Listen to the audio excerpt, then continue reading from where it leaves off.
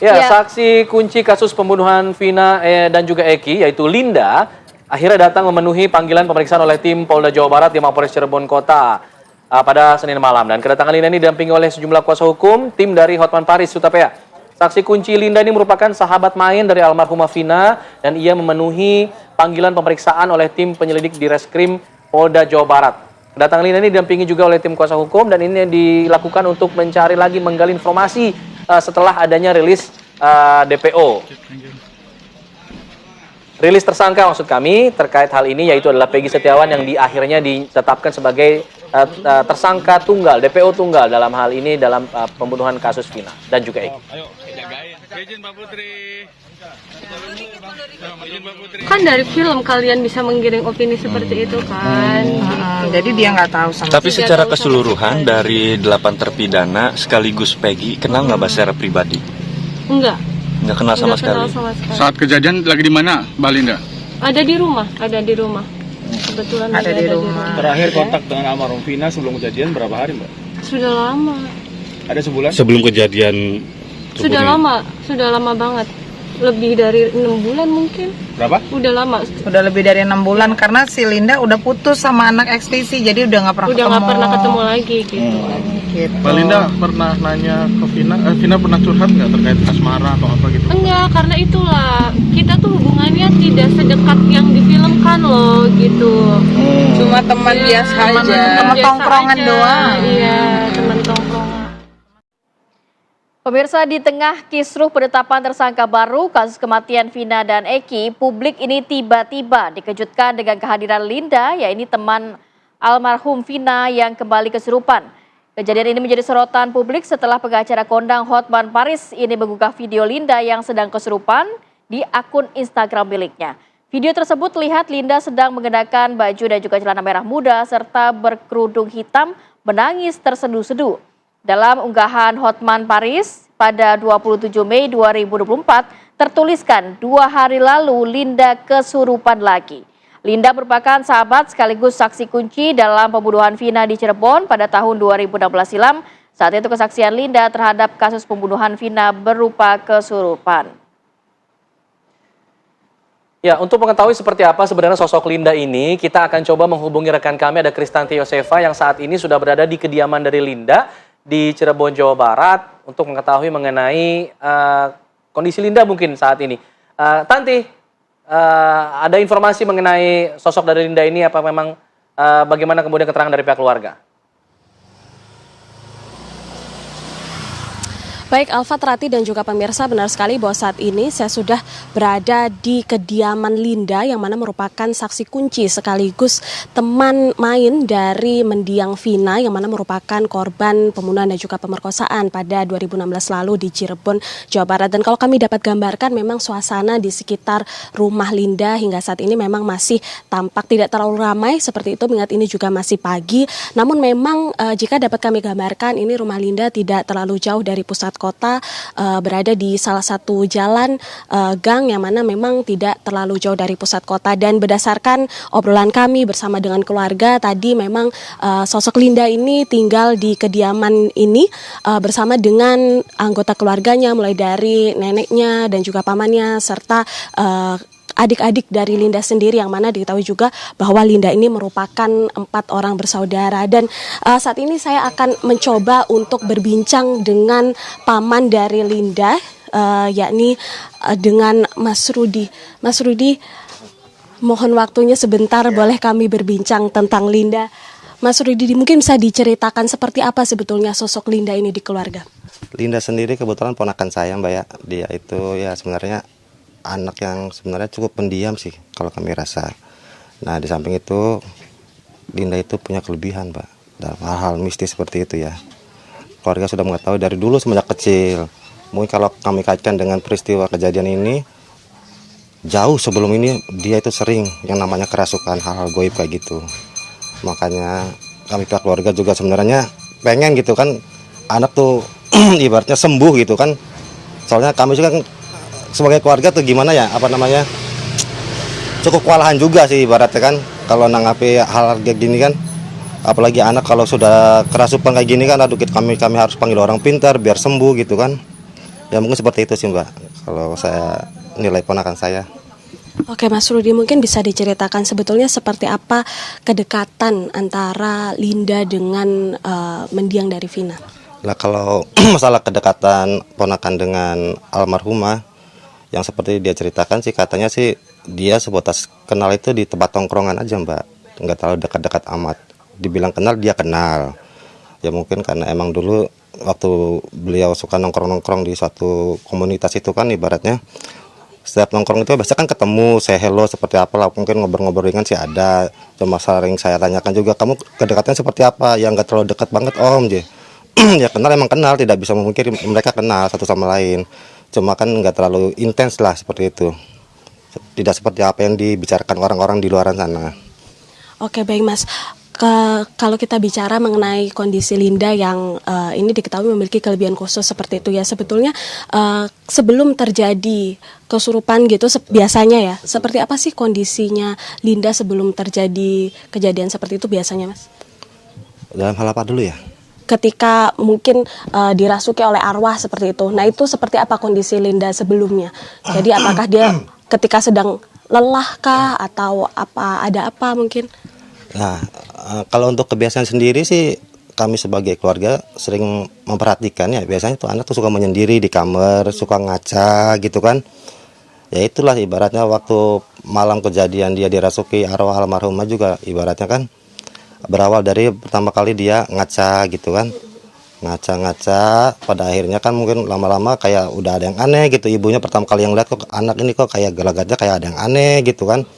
Ya mungkin ya tadinya sih yang nggak terlalu mikirin lah, ternyata kan makin menjadi kan akhirnya kan. Ya seperti itu sih waktu kejadian kerasukan itu awal mulanya seperti itu. Oke, tapi kalau dari sosok Vina sendiri Mas, apakah pernah mengunjungi rumah Linda mungkin ke sini atau Linda pernah berkunjung ke rumah Vina atau seperti apa? Kalau untuk almarhumah semasa hidupnya kami rasa belum pernah main ke rumah Linda. Dan Linda juga belum pernah main ke sana Mas. Mereka itu emang sekedar dekatnya di luar, di tempat tongkrongan seperti itu. Karena emang mereka juga ibaratnya kan ya satu tongkrongan lah. Seperti itu sih Mbak. Oke, kalau dari Vina dan Linda sendiri berarti memang tidak terlalu dekat ya. Terlalu dekat, betul. Berarti memang teman tongkrongan. Baik, Teman tongkrongan. terima kasih banyak Mas Rudi atas wawancaranya. Itu tadi pemirsa wawancara saya dengan salah satu perwakilan dari keluarga Linda, yakni paman dari Linda, yakni Mas Rudi. Dan sedikit informasi juga pemirsa bahwa kemarin saksi kunci Linda ini memang telah diperiksa oleh Polda Jawa Barat di Polresta Cirebon. Seperti itu sekitar 4,5 jam pemeriksaan dilakukan dan juga Linda sendiri mengakui bahwa dirinya atau sosoknya ini memang tidak terlalu dekat dengan mendiang dari almarhumah Vina. Sementara demikian, Alfat dan juga Rati kembali dengan Anda di studio. Baik, terima kasih Kristanti Yosefa atas laporannya dan juga sempat berbincang dengan pihak keluarga Linda yang baru saja dimintai keterangan kemarin malam oleh Polda Jawa Barat. Nah, untuk membahas mengenai soal istilah kesurupan yang kemudian disebutkan oleh keluarga Linda ini, Linda memang sering sekali mengalami hal-hal seperti itu. Bagaimana kemudian kesurupan ini dipandang dari sisi kacamata agama? Dalam hal ini agama Islam. Kita akan berbincang bersama dengan Ustadz Muhammad Faizar untuk membahas mengenai hal ini. Assalamualaikum Ustadz Faizar. Assalamualaikum. Waalaikumsalam. Waalaikumsalam warahmatullahi wabarakatuh. Baik, Ustadz, ini ada informasi dari pihak keluarga bahwa Linda disebut sebagai orang yang sering kali mengalami kondisi kesurupan. Atau bisa dibilang ada yang menyebutnya kerasukan arwah. Kalau kemarin dulu kerasukan arwahnya Vina. Nah ini bagaimana kemudian menyikapi hal seperti ini agar kemudian masyarakat juga tercerahkan. Apakah memang ada istilah kerasukan arwah yang kita tahu memang dalam pandangan agama mungkin ini tidak satu hal yang nyata begitu. Ya, tentang kerasukan sendiri dalam Islam itu memang dikenal dan itu memang ada. Tetapi kalau yang dimaksud adalah kesurupan arwah orang yang sudah meninggal, itu tidak mungkin. Tidak mungkin. Saya katakan, kecuali itu hanyalah jin, entah itu korin atau memang setan-setan yang ada di tempat kejadian yang merasuk. Ya. Dan Al-Quran telah menjelaskan bahwa setiap ruh orang yang sudah meninggal itu berada di suatu alam. Namanya alam barzakh, alam pendinding. Itu disebutkan dalam surat Al-Mu'minun di ayat 99 sampai ayat 100. Dan arwah-arwah orang yang sudah meninggal akan selalu berada di barzakh, tidak akan bergentayangan kemana-mana sampai hari kiamat atau hari dibangkitkan lagi. Seperti ini, kalau misalnya kesurupan arwah itu memang ada, coba cari orang yang memang katanya betul-betul bisa, yang nggak pernah kenal sama sekali, panggil arwah itu, kemudian ditanyai versi mediator yang memang tidak pernah kenal sama sekali dengan yang bersangkutan. Itu kalau memang beneran arwah-arwah orang yang sudah meninggal bisa dipanggil dan dimasukkan ke dalam tubuh. Al-Quran menjelaskan arwah orang yang sudah meninggal itu bisa ketemu dengan kesadaran kita yang masih hidup hanya di alam mimpi saja, bukan dalam kondisi kesurupan. Apalagi dipanggil atau kemudian masuk, kemudian menceritakan apa yang terjadi sebelum arwah ini meninggal. Nah, itu tidak dibenarkan kalau dalam akidah Islam. Seperti itu, Mas. Ya, kecuali itu hanya sekedar jin yang merasuk saja. Pak Ustadz tadi sempat mengatakan bahwa tidak ada kerasukan arwah yang sudah meninggal karena memang di alam barzah sampai kiamat nantinya. Nah, tadi dikatakan bahwa kemungkinan itu korin. Nah, kalau korin sendiri itu bentuknya seperti apa? Apakah juga bisa memberikan informasi-informasi yang dialami seseorang semasa hidupnya, Pak Ustadz? Jin korin ini tugasnya adalah membisikkan bisikan-bisikan buruk. Ya, dia tidak bisa ngerasuki orang lain. Karena tugasnya hanya seperti perangkat yang sudah menyatu pada diri seseorang dari lahir sampai orang itu meninggal. Ketika orang meninggal, tidak ada dalil yang jelas di dalam agama, baik dari Quran maupun dari hadis Nabi, korin ini bisa dipanggil. Hanya sekedar sebatas hipotesa dari beberapa ulama saja. Setelah orang meninggal, korinnya akan bergentayangan lagi, korinnya akan kembali kepada koloninya bersama iblis, dan dia bisa membuat fitnah-fitnah di kalangan manusia. Ya, seperti contohnya mengaku-ngaku sebagai ruh orang yang meninggal, atau kemudian menampakkan diri seperti wujud dari orang yang sudah meninggal, berbahasa dengan aksen orang tersebut, serta membocorkan rahasia-rahasia dari orang yang ditemaninya selama dia hidup. Tapi ini hanya sebatas perkataan ulama, jadi bukan dalil yang qat'i yang jelas di dalam Quran maupun dari hadis. Yang jelas, kalau dari pemahaman akidah Islamiyah, korin ini tugasnya hanya sebatas membumbui perkara kemaksiatan untuk kemudian kita selaku manusia tertarik untuk melakukannya.